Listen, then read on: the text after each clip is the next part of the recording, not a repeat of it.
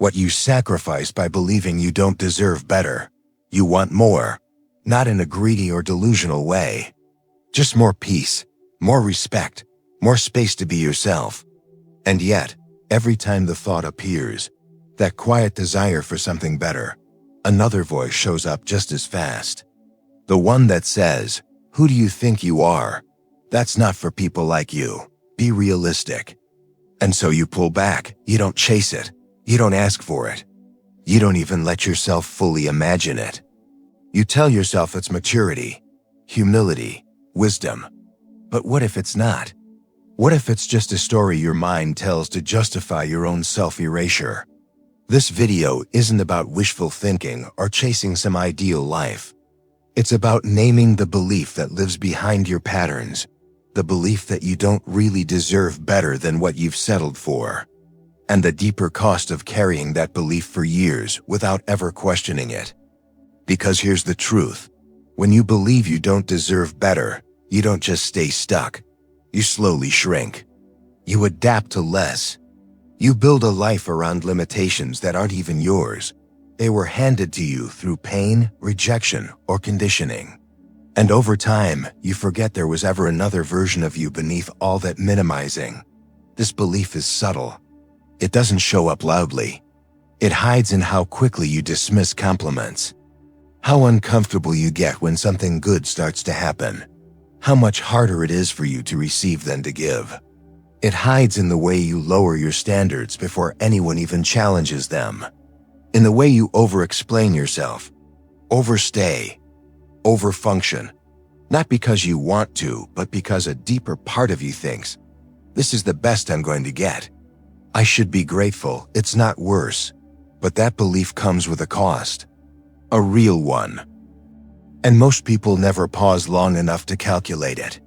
They think it's just self-doubt or low self-esteem.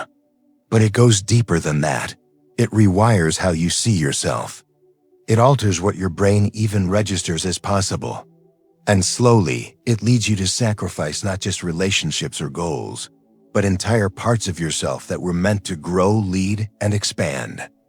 In this video, we're going to walk through exactly what you give up when you carry the belief that you don't deserve more, and how it shows up in your identity, your nervous system, and your daily decisions. But we're not stopping there. We're also going to explore how to reclaim the parts of you that got left behind. In the process, the ones that still remember who you were before. You started shrinking to fit inside other people's comfort zones. You won't be told to love yourself, or to just think positive. You'll be shown, step by step, how to rewire your internal compass, to see clearly what's been driving your choices, and to decide consciously what you want to align with now. Because you don't just deserve more, you need to understand what happens when you forget that you do, and what becomes possible the moment you remember. It usually starts earlier than you think. Not with a dramatic event or a single moment of rejection, but through a slow accumulation of emotional cues. Subtle messages that reward you for being less, praise you for not asking too much, reinforce that safety comes from staying small. And at some point, without ever making a conscious decision, you start shrinking. Not because you lack ambition, but because your nervous system begins to associate deserving more with danger, with the risk of rejection, shame, punishment, or emotional instability. Maybe it looked like getting praised for being low maintenance, or being told you were easy to raise because you didn't complain. Maybe you learned that speaking up got you punished, that asking for more affection or attention made you seem needy, that expressing discomfort created tension. Over time, you learn to adapt, to self-contain, to become as unproblematic as possible. And eventually, you internalized a rule: I am safest when I need the least. This is where it begins, not as a belief you chose, but as a rule your brain learned to follow. Because that's what brains do. They don't just store memories, they extract patterns. And when certain emotional patterns repeat, when silence gets you love and visibility gets you conflict, your brain encodes that. Not as an opinion, but as an internal truth, a silent law. One that begins to govern your self-worth, your relationships, your goals. One that tells you, in subtle but constant ways, don't take up too much space. Don't expect too much from life. Don't be a burden. And the most dangerous part is how normal this all starts to feel. You don't question it. You don't realize you're shrinking. Because you've been doing it so long, it feels like the shape you were always meant to be. But that shape was formed by survival, not by truth. And the longer you live inside it, the more you lose sight of the fact that you were never meant to fit inside a version of yourself built around other people's comfort. Here's the shift. You didn't just learn how to survive. You learned how to disappear in plain sight. You learned how to become someone others could tolerate, manage, or control. Not someone fully seen, known, and respected. And until you name that pattern, you'll keep mistaking it for personality, for humility, for maturity. When in reality, it's just self-protection disguised as self-containment. This is the first sacrifice. You start to lose the full expression of who you could be because staying visible, expressive, or assertive feels unsafe. And even if part of you knows you want more, a deeper part has already decided you're not allowed to have it. Wanting more sounds simple, until your body interprets that desire as a threat. Because when your nervous system has learned to associate expansion with danger, even imagining a better life can feel overwhelming. It's not just a thought you're dealing with, it's a physiological response. Tight chest, shallow breath, subtle tension, and a voice in your head that says, "This is too much. You're asking for trouble." That reaction isn't random. It's your body protecting you from the kind of pain it remembers, even if you've never put it into words. This is where deservingness starts to feel dangerous. Not in a rational way, but in a deeply emotional, body-based way. The part of you that wants more is met by a surge of anxiety. Not because you're being dramatic, but because your system is trying to keep you safe. From disappointment, from being seen and rejected, from reaching and failing, from wanting something you've never had, and the emptiness that could come with not getting it. This is often the result of nervous system dysregulation, a body stuck in cycles of hypervigilance, freeze, or shutdown.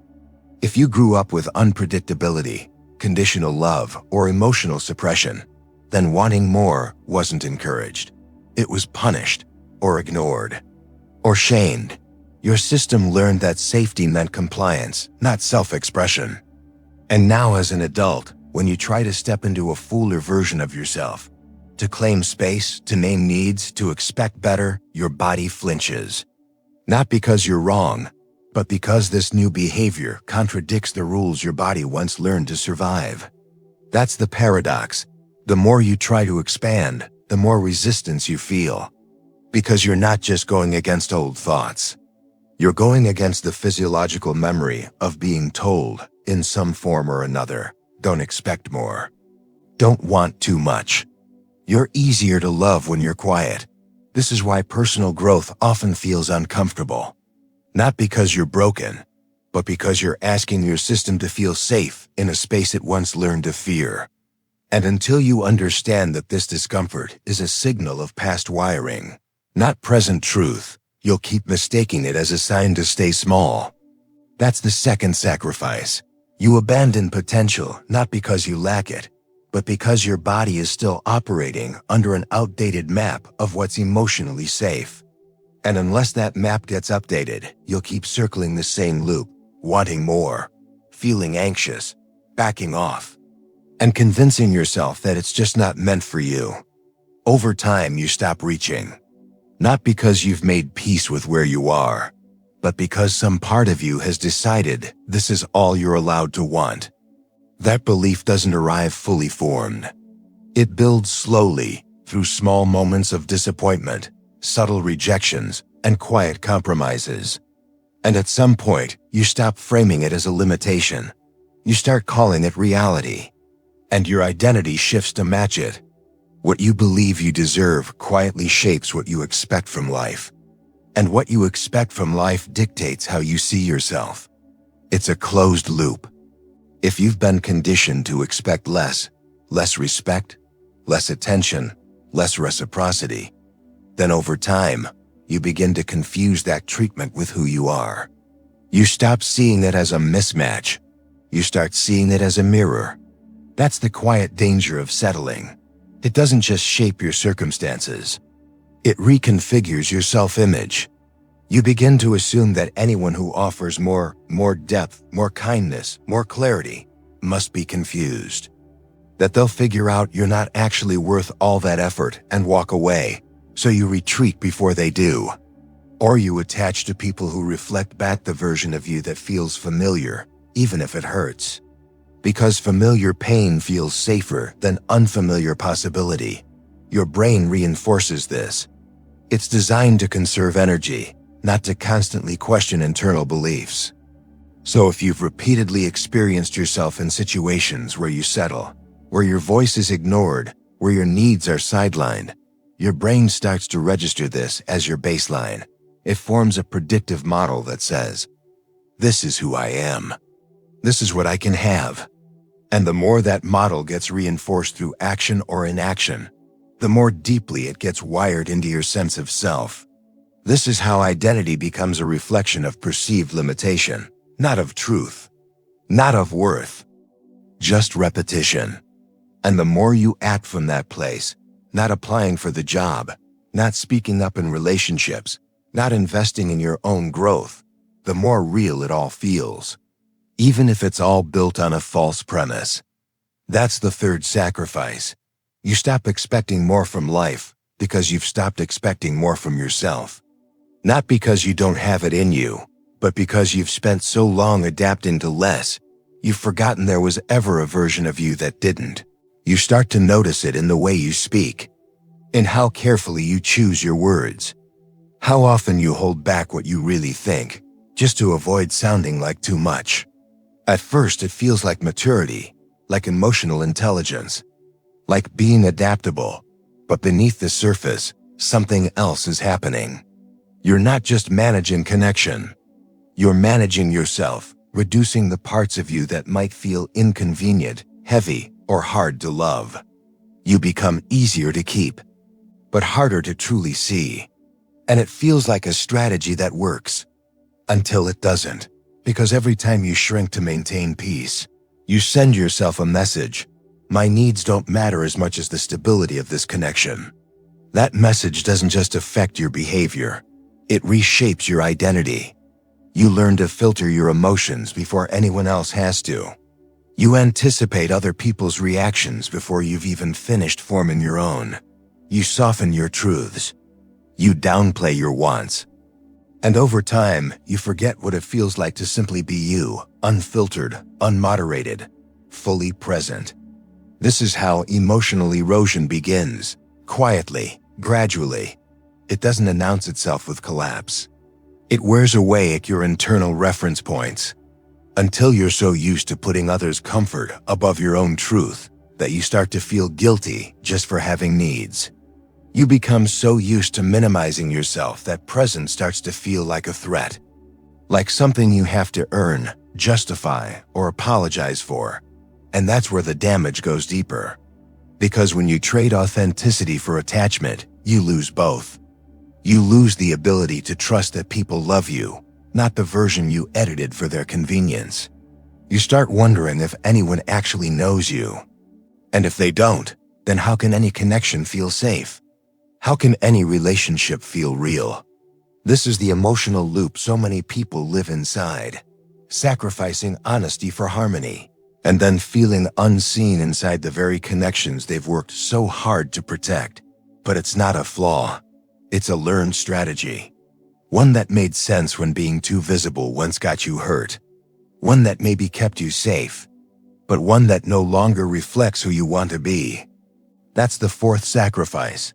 You start to disappear, not because no one's looking, but because you've made it your job to stay small enough to be acceptable. And the longer you do that, the harder it becomes to tell the difference between love and tolerance, between connection and containment, between being wanted and just being easy to keep. It's not just the big life decisions that reveal what you believe you deserve. It's the micro movements. The small daily moments where you either speak up or stay quiet, reach out or retreat, say yes when you mean no, say nothing when everything in you wants to.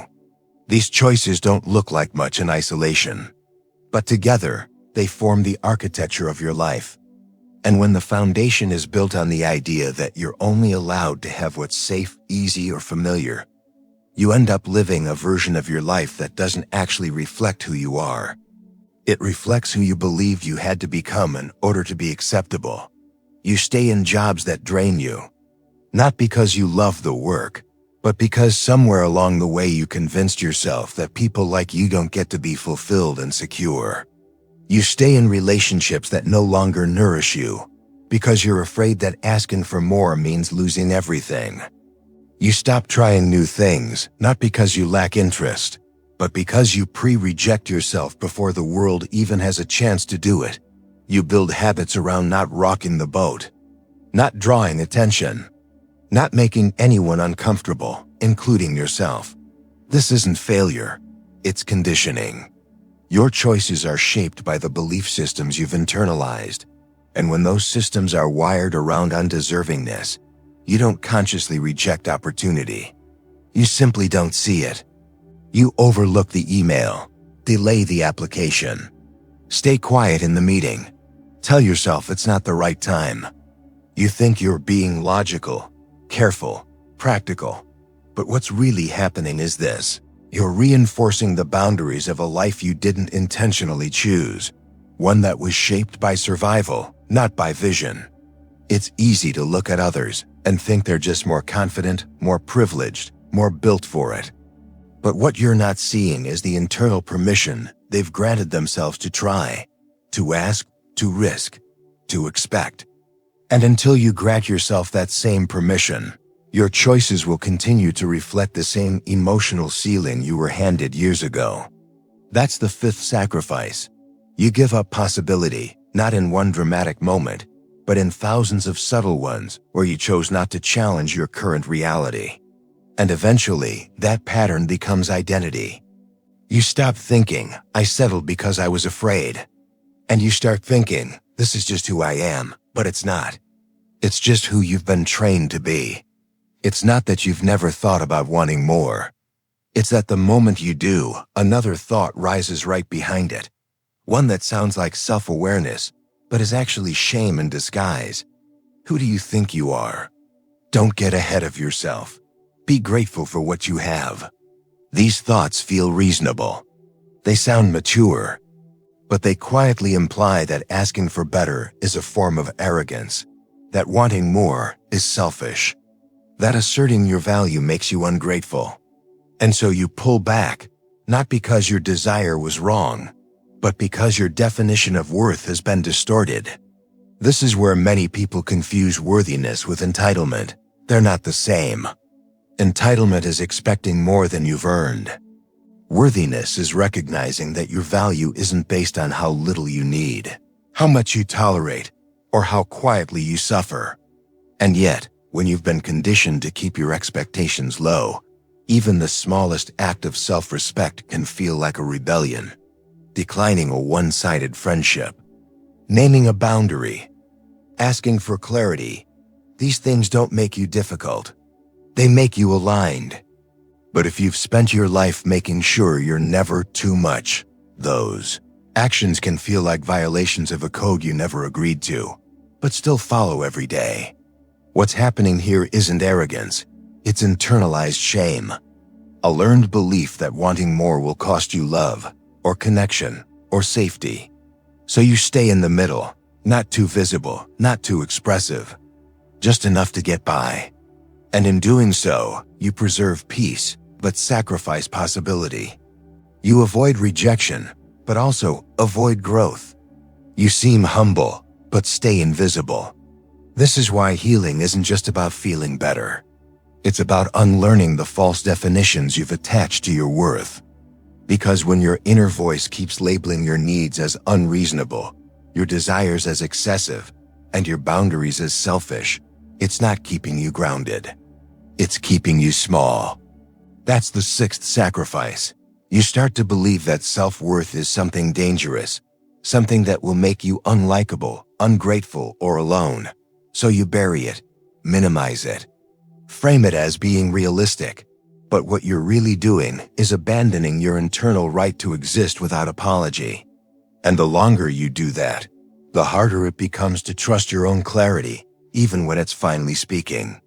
The brain doesn't just store memories. It builds maps, internal representations of what's possible, what's dangerous, and what's expected. And when your lived experience consistently reinforces the message that you don't deserve better, your brain adapts. Not to punish you, but to protect you from the exhaustion of chasing things that never materialize.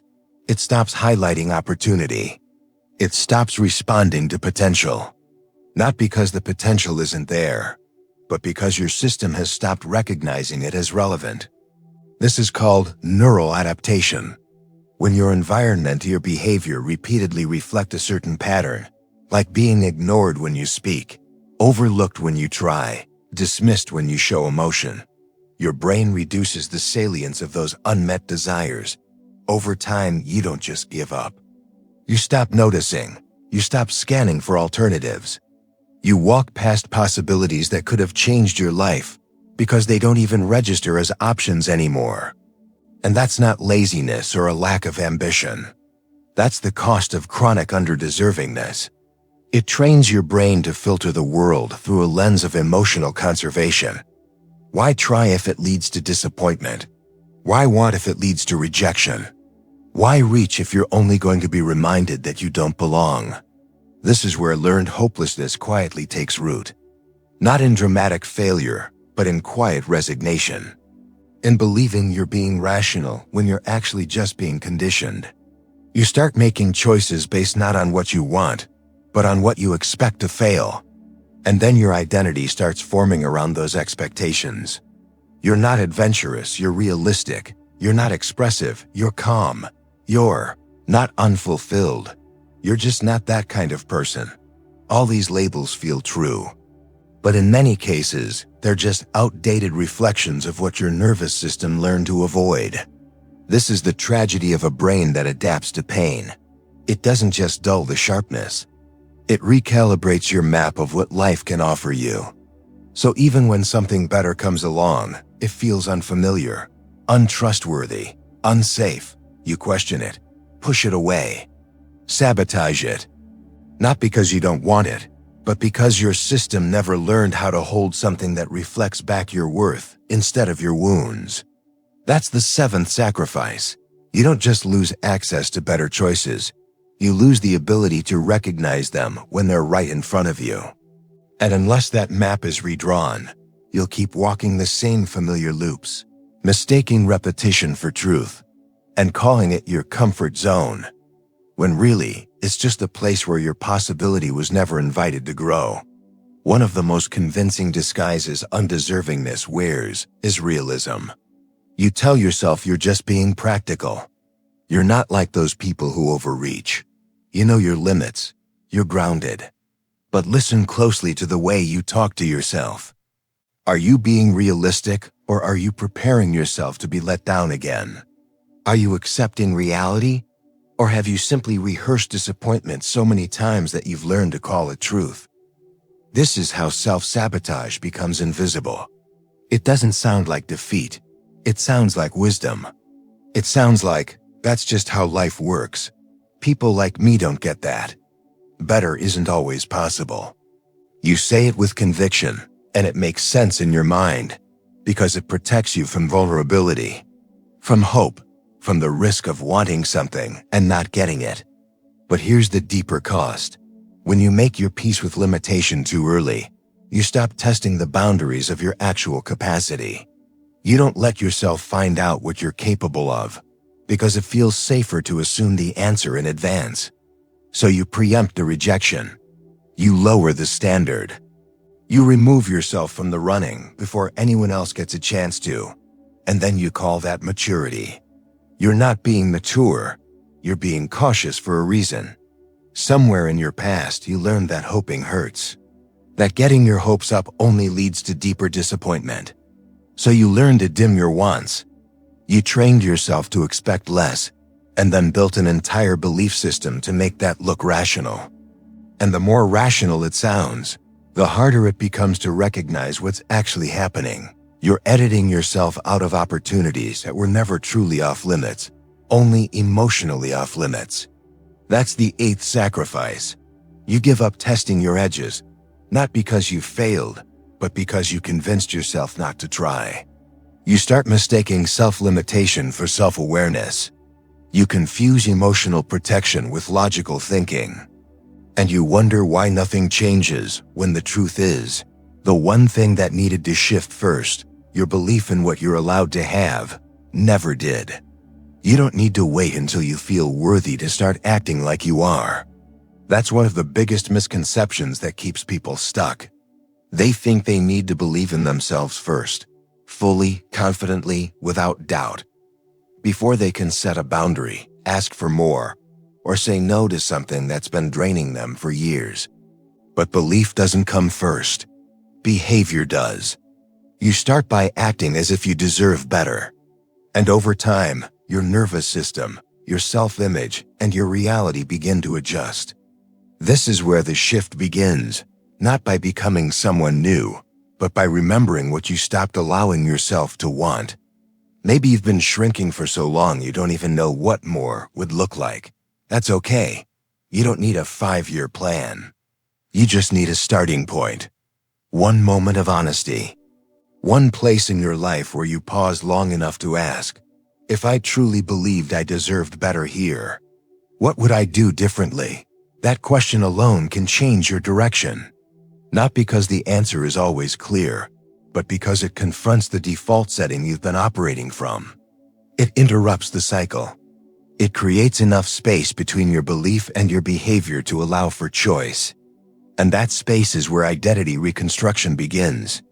Maybe it's in your relationships, where you've been tolerating a pattern that depletes you because part of you still believes you should just be grateful to have someone. Maybe it's in your work, where you've settled for being overlooked because part of you still feels like asking for recognition would make you seem arrogant. Maybe it's in how you treat yourself, the way you talk to yourself, the way you rush through your needs like they're a problem to manage, not a signal to follow. You don't have to fix everything at once. You just have to stop reinforcing the idea that your current version is all you're allowed to be. Because the more you act from that belief, the more you shape your life around it, until you're no longer sure if you even want more, or if you've just forgotten how to imagine it. That's the ninth sacrifice. You give up authorship, the ability to consciously rewrite your patterns, because you're still asking permission to want something better than what you've been handed. But the truth is, no one's going to give you that permission. You have to take it, not with force, but with clarity. With the quiet conviction that your worth isn't up for debate, it's up for alignment. There comes a point where insight alone isn't enough. You've understood the pattern. You've seen how it shaped you. But until your actions start reflecting that new awareness, the old belief continues to run the show. You don't break the cycle by thinking differently. You break it by choosing differently, in small, often uncomfortable ways, until your external life starts matching your internal value. This isn't about chasing a fantasy version of yourself. It's about becoming congruent, aligning your behavior with a truth you've been disconnected from, that your needs matter, that your voice matters, that you don't have to earn the right to be treated well. You simply have to stop justifying being treated poorly. That's the first step toward internal coherence, when your actions, your words, and your boundaries stop contradicting your worth. Maybe that means not replying to someone who only reaches out when they need something. Maybe it means walking away from a dynamic where you've always been the one over-functioning. Maybe it means asking for clarity instead of sitting in confusion, pretending it doesn't bother you. These aren't grand gestures. They're directional choices. Signals to your nervous system that say, we don't operate from scarcity anymore. We don't settle for breadcrumbs and call it love. We don't contort to be tolerated. We choose what reflects us, not what erases us. The process isn't linear. You'll question yourself. You'll feel guilt, doubt, fear, especially if you've spent years minimizing those exact feelings. But each time you act from alignment instead of adaptation, you're building a new pattern. One where your life starts to look less like a reaction and more like a reflection of your internal growth. That's the 10th sacrifice and the invitation. You give up building a life that fits someone else's comfort in exchange for building a life that reflects your internal clarity. Not perfectly, not instantly, but deliberately. Because you won't feel like you deserve better every day. But if you keep choosing from that place, even when it's uncomfortable, one day you'll wake up and realize you didn't just change your life. You reclaimed it. What if the biggest cost of believing you don't deserve better isn't what you lose, but what you never even allow yourself to find out? What if the most dangerous part isn't the pain you feel, but the potential you never explore? Because when you carry this belief long enough, it doesn't just shape your choices, it defines your identity. And eventually, you stop questioning it. You stop testing the edges of your life. You stop asking what else might be possible. But here's the truth. Nothing changes until you confront the story. Not the world's story about you, your story about you. The quiet one you've been rehearsing for years. The one that says, I should be grateful for what I get. This is probably the best it's going to be. It's safer not to ask for more. That story might have protected you once. It might have helped you survive. But it's not protecting you anymore. It's keeping you stuck. It's keeping you small. And it's costing you the life that was never out of reach, only out of permission. So the question now isn't whether you deserve better. It's whether you're finally willing to stop abandoning yourself before the world ever gets a chance to meet the real you. Because the longer you wait for something outside of you to confirm your worth, the longer you delay the life that only you can create. You're not here to be manageable. You're not here to be convenient. You're here to become someone your past conditioning never expected. Someone who doesn't just survive by adapting, but evolves by choosing. Choosing better. Choosing different. Choosing in alignment with the part of you that remembers who you were before you learned to settle. So start there. Choose like you remember. Act like you know. Live like you've already decided. I deserve more, and I'm done pretending otherwise.